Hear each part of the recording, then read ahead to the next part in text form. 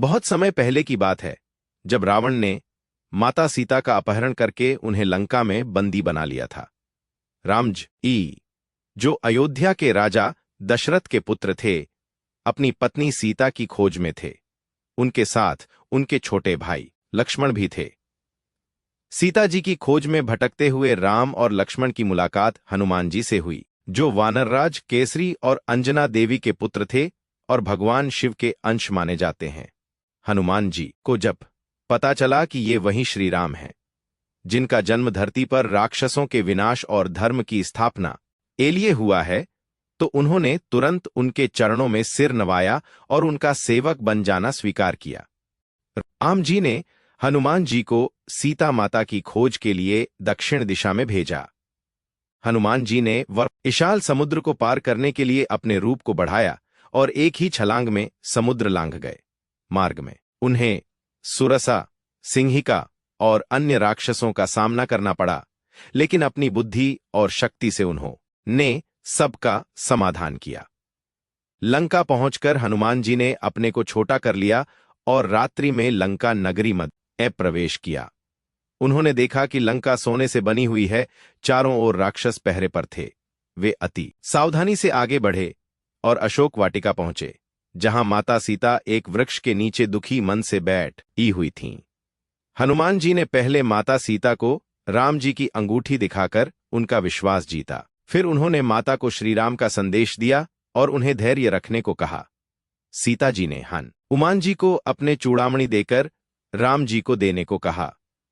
हनुमान जी ने प्रणाम किया और वहां से लौटने लगे, परंतु तभी उनके मन में विचार आया कि क्यों न कुछ ऐसा किया जाए जिससे रावण को ज्ञात हो जाए कि सीता जी अब अकेली नहीं हैं। हनुमान जी ने जानबूझकर अशोक वाटिका में उत्पात मचाया, पेड़ पौधे उखाड़ दिए, राक्षसों को मार गिराया। रावण को जब यह बात पता चली तो उसने अपने पुत्र अक्षय कुमार को भेजा, परंतु वह भी हनुमान जी के हाथों मारा गया। तब रावण ने अपने सबसे पराक्रमी पुत्र मेघनाद को भेजा। मेघनाद ने ब्रह्मास्त्र का प्रयोग किया और हनुमान जी ने ब्रह्मास्त्र का सम्मान करते हुए स्वयं को बंदी बना लिया।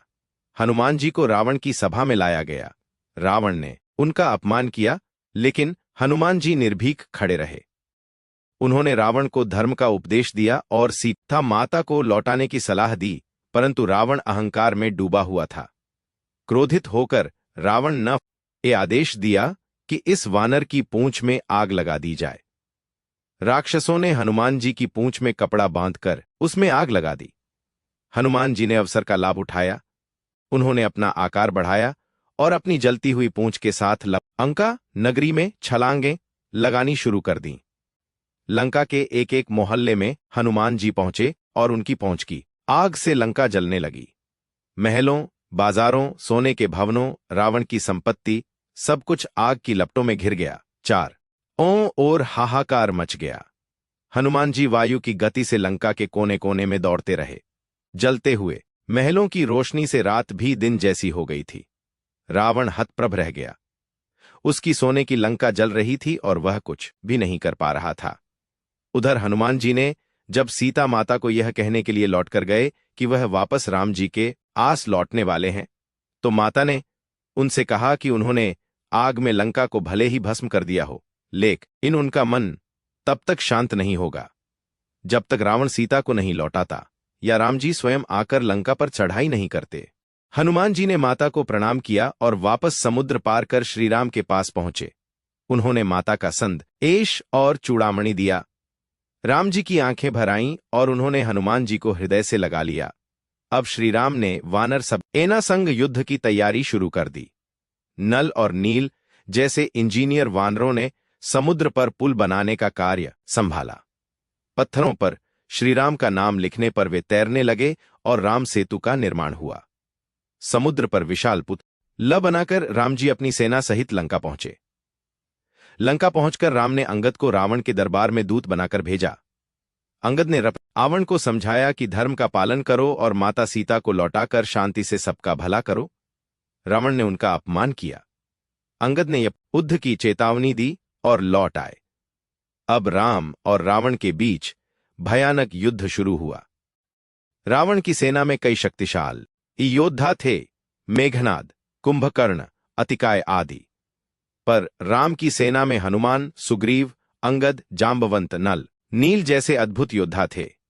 एक एक कर रावण के योद्धा मारे गए। लक्ष्मण ने मेघनाद का वध किया, श्रीराम ने कुंभकर्ण को मारा। जब रावण स्वयं युद्धभूमि में आया, तब आकाश और धरती कांप उठे। उसका रथ, धनुष और बल अपार था। राम और रावण का बीच भयंकर युद्ध हुआ।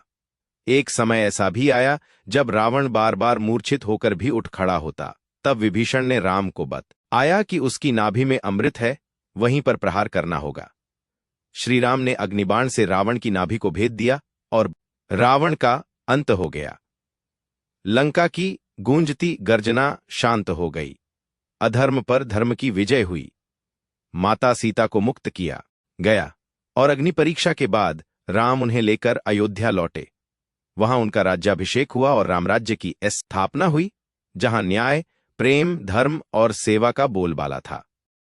हनुमान जी, जिन्होंने अकेले लंका में प्रवेश कर लंका दहन किया था, आज भी संकटमोचक के रूप में पूजे जाते हैं। उनकी भक्ति, सेवा और शक्ति का उदाहरण युगों तक अमर रहेगा।